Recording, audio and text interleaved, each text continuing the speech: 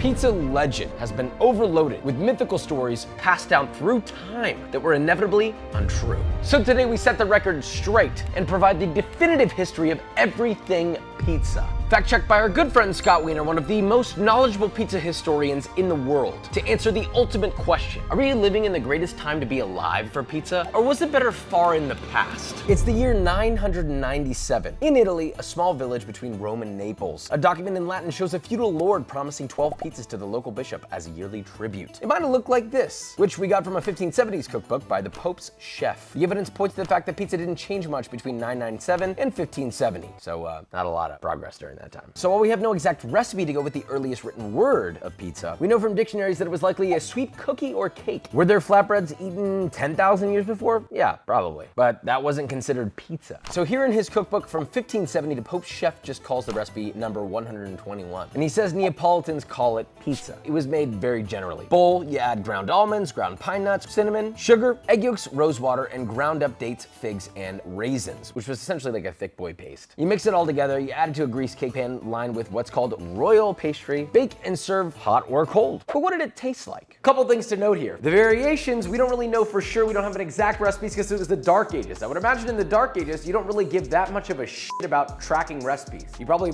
care more about tracking if your son is alive. So let's taste.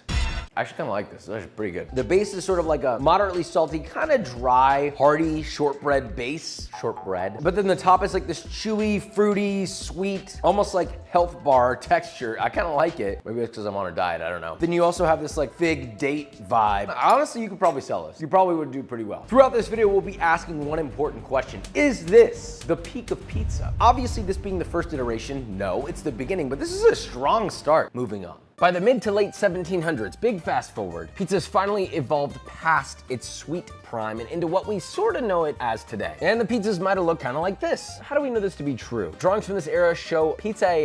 I'm not gonna say it. This is the fucking word. Why does it look like this? Why did this pizza appear? You gotta keep in mind, savory pizza at the start was not really a celebrated food like it is today. It was honestly born as a necessity to the bread baking process. So essentially, to avoid burning their bread, bakers would cool down their oven floor by baking big pieces of old dough weighed down with cheap ingredients, and then they could sell to poor people after as food. It's essentially how savory pizza began. So how are these pizzas made? Well, they both get the same dough, stone milled whole grain flour, likely unsifted, likely still had bran in it, broken wheat berries, maybe yeast, but it probably was like wild yeast, maybe like a sourdough. You get this dough, you stretch it out as best you can, and the white pizza would be topped with just strips of lard or leftover butcher's trimmings and a little bit of pecorino romano. There definitely was no extra virgin olive oil because that was a luxury ingredient. Now we're cooking with the closest thing that we have to a wood burning oven. Then post bake, you add a little bit of basil, if they had it. Now for the tomato pizza, it was the same dough, garlic, tomatoes, a little bit of oregano, baked the same way, and now let's see how they taste. Honestly, not bad looking, not bad smelling. Typically these were made with lesser ingredients or what was left over. Wasn't really for the wealthy. Let's taste.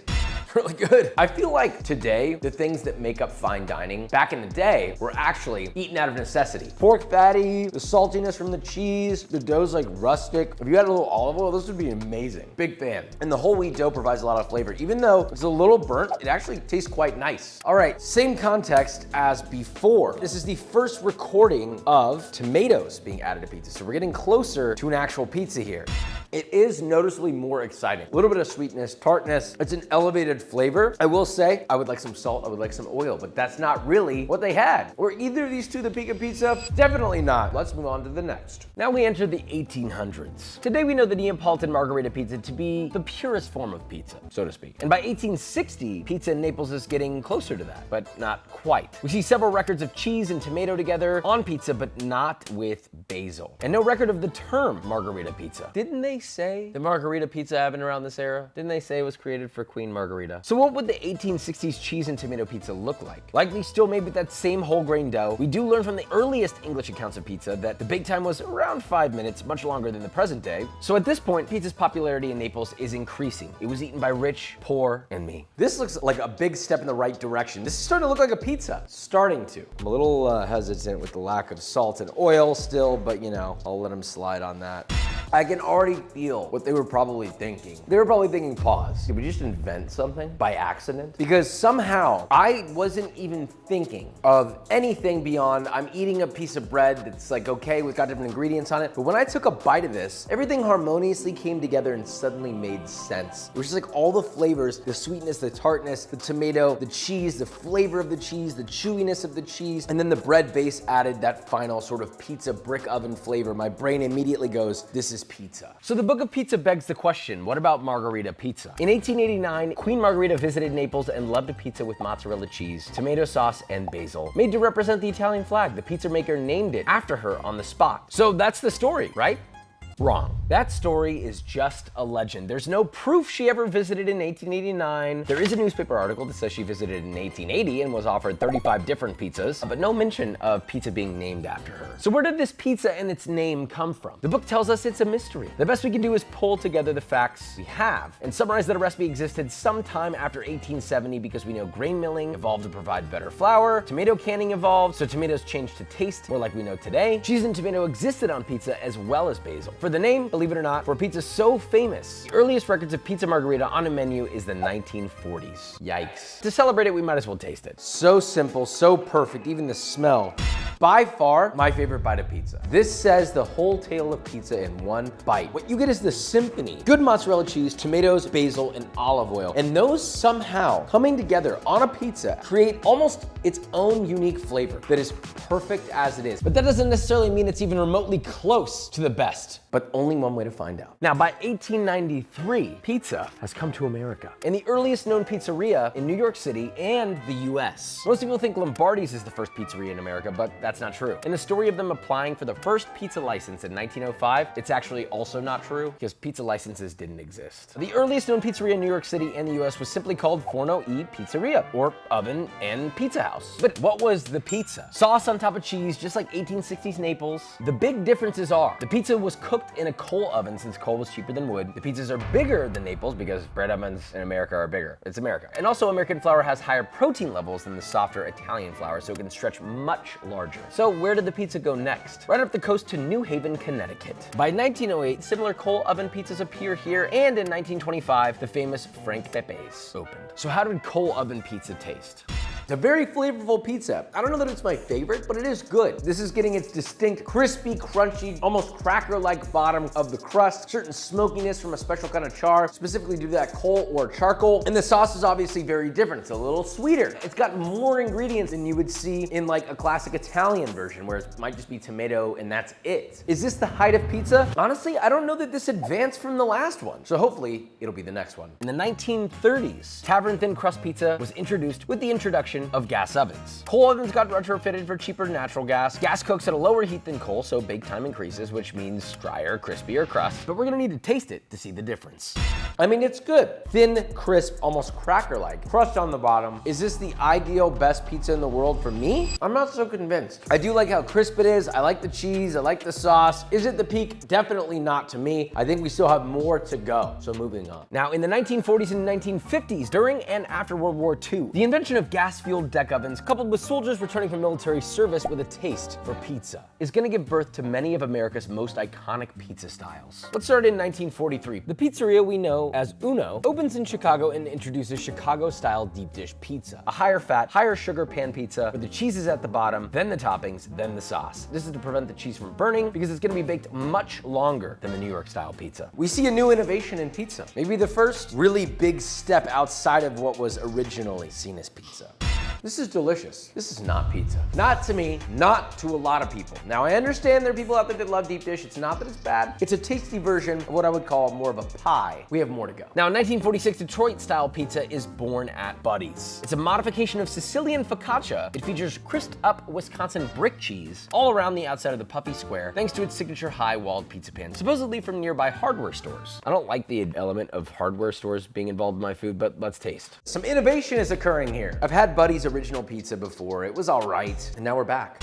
It almost tastes better knowing how we got here. Now we're thinking about how the technique is affecting the outside of the pizza, how the cheese can become a bit more of an advocate other than just being melted on top. It can become part of the crust. There's a lot of thoughtfulness going on here. It's wonderful. Is this the best iteration of pizza? Of course it isn't. We have more to go. Now around this time, closer to the turn of the 1950s, in New York City, we start to see pizza by the slice. Now we're getting somewhere. The low moisture mozzarella cheese has now replaced fresh mozzarella. It's cheaper, it has a longer shelf life, and I'm sure the mafia had something to do with it. It's fine. Big pizza, typically made in a gas oven. This could be the pinnacle of pizza. This has been a roller coaster. We've gone completely far away from pizza, to closer to pizza, to farther away from pizza, and back home to pizza. I don't know, I need to try the rest to really find out if this is the pinnacle. Moving on to the next pizza. By the mid to late 1950s, the first family-style franchise pizza chain arrives. It started with Shakey's in California in 1954. Now the real big news, for better or for worse, Pizza Hut opened in 1958 in Wichita, Kansas, followed by the first, Little Caesars in 1959, and the first Domino's in 1960. Look, their original styles were fairly traditional. Now the downside to this is that these chain pizzerias grew their centralized distribution business models, which unfortunately led to a steady decline in independent, small family-owned pizza shops. You know, where the good stuff is. Unfortunately, let's taste. Little Caesars, Domino's, and Pizza Hut. You guys know how I feel about this pizza. Is this gonna be the peak of pizza? No, but we will pick at least a favorite. Little Caesars, which I've actually never had. That's just bread with sauce and cheese. That's not a pizza crust. Domino's. Similar issue, a little better step in the right direction. At least there's flavor. The sauce isn't as sweet, which I appreciate. It's not bad and it's not good. And then Pizza Hut. Domino's wins the mediocrity off. We're moving on to a controversial time. At least it's controversial to me. 1962. America wants more convenience and frozen pizza goes national when Totino's opens their first frozen pizza plant, like a factory. Now, prior to this, frozen pizza was a regional specialty. In 1951, Totino's actually started as a restaurant. I did not know this. But thanks to the success of their frozen pizza, in 1975, the husband and wife owners sell Totino's to Pillsbury for $22 million. They gotta be good, right? The irony is this was supposed to have been an innovation. But there's a destructiveness to progress sometimes. They just want to make money, and this is the result of that.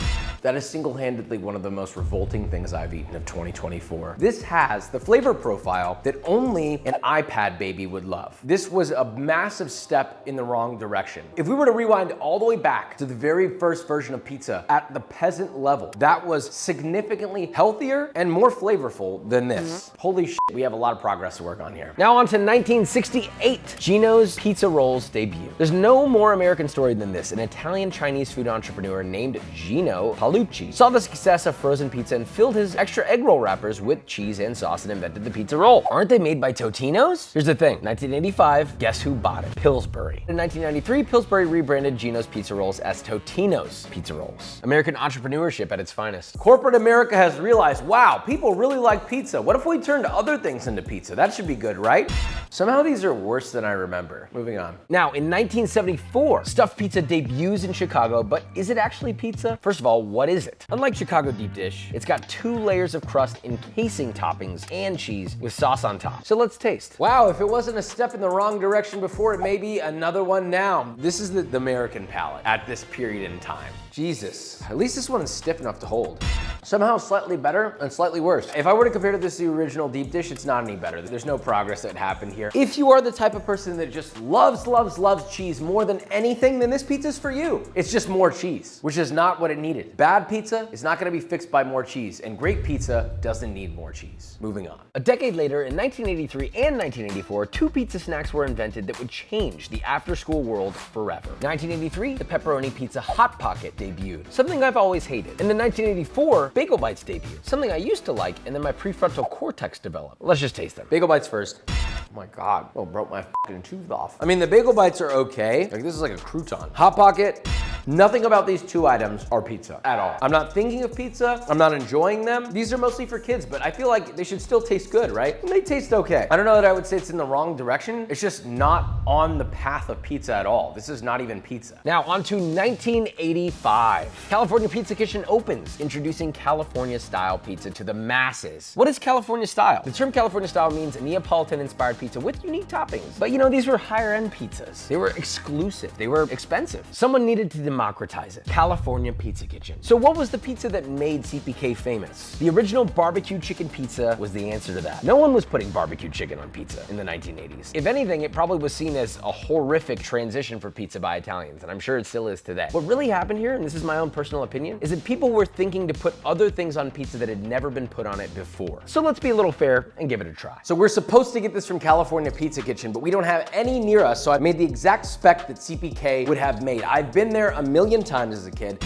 I mean, first of all, it's obviously good. California's saying we're gonna put other things on pizza, not just tomato, not just cheese. So this was a gateway to another level. Was this the best version of pizza? I don't think so. As good as it is, and it is delicious, it's just different. It didn't beat the margarita. So is there anything left that will? Oh, finally, we're getting closer to the modern day. 10 years later, 1995. Rising Crust DiGiorno, introduced by Kraft, which was the first frozen pizza advancement since the 1960s. Really not that much time. Opposed to the flat, crunchy crust of most frozen pizzas, DiGiorno features a doughy crust that rises as it's baked. Did it pay off for Kraft? Actually, yeah. In 2010, Kraft sold DiGiorno to Nestle for $3.7 billion. Is it even still successful? Well, despite it featuring a lot of additives to strengthen the dough and keep it hydrated, it still is the top-selling frozen pizza in the US with over $1 billion in revenue yearly. That hurts. Let's make it hurt a little more and give it a taste. This is an innovation, though, in the frozen pizza space. They're trying to make it more like actual pizza, but is it? It's just mediocre bread. Did it get better? The frozen pizza space? Yes. But did pizza get better? Absolutely not. Moving on. Now, in the same year, stuffed crust pizza at Pizza Hut becomes a thing. Now, originally patented in 1987 by a solo entrepreneur, Pizza Hut rejected his initial pitch, and well, they did it themselves 8 years later. Isn't that nice? The entrepreneur sued Pizza Hut for $1 billion and lost. Nobody ever said that this was gonna be a happy story. Sadness aside, let's taste it. Yet again, man trying to play with nature. Some things are good as they are, and we try to make them better. Did we win in doing so? This could be a win for cheese lovers. And it's not necessarily a loss to me if it's done properly. Matter of fact, I do think that there is a traditional pizza in Italy that has cheese in the crust. I don't like this form of it, but cheese stuffed crust pizza is good. But is it the best version of pizza? No. It's not. We're almost nearing the end of our story here. 2008, the Chipotle of pizza arrives. Mod Pizza is founded. Now the largest fast casual made-on-demand pizza chain in America. The value prop to customers is unlimited toppings for one price. It's really fast and it's technically made fresh, which I guess I can't argue with. It's a big talk, but does it have big taste? The most recent innovation and potentially the thinnest little bitch I've ever seen. A little bit of a step in the wrong direction, a little bit of a step in the right direction. It's chewy, it's a little crisp, the sauce isn't overly sweet, the cheese tastes decent. This is gonna taste like whatever you put it on. It's a little too thin for my taste. It might even be closer to like a tavern style. This is the most recent update we've seen to pizza. But there's one more left that really takes us to present, and inevitably what looks like probably the future. We are now on to the last page of the book of pizza. The journey brings us to today, the 2020s. Pizza shops are going back to their roots, the original processes, the old school processes. They're milling their own flour. They might even be making their own cheese, potentially even fermenting their dough with natural wild yeast. Pizza has seen so many things, so many people, so many places. It's all over the world now. It's evolved, de-evolved, and evolved again. In a way, we have all the kinds of pizza we could ever want that existed both before and now in one single era. So in a way, you could make the decision yourself. When do you think the best time for pizza was? I think, you know what? It's come full circle. I think it's today. Don't forget to subscribe. Love you, bye.